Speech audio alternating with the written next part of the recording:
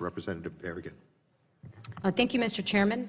Last night at the State of the Union, the President may have ignored the threat of climate change, but with Dems in control of the House, this committee and Congress will no longer ignore the threat of climate change. I also want to take a moment to thank Reverend Woodbury and Mr. Williams for mentioning the impact to communities of color and low-income communities that climate change is having. You know, when I think of climate change, I don't think in terms of green. I think in terms of black and brown. When I think of climate change, I think of my black and brown constituents who make up 88% of my district and who are disproportionately impacted by negative impacts of climate change.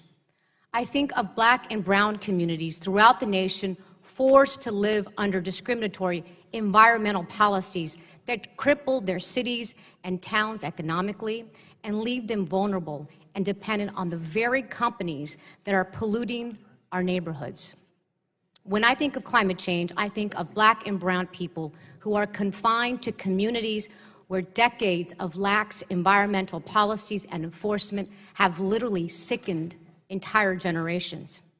I think of black and brown people across the country, this nation, who face the painful reality of shortened lifespan filled with health complications caused by the toxic environment in which we live.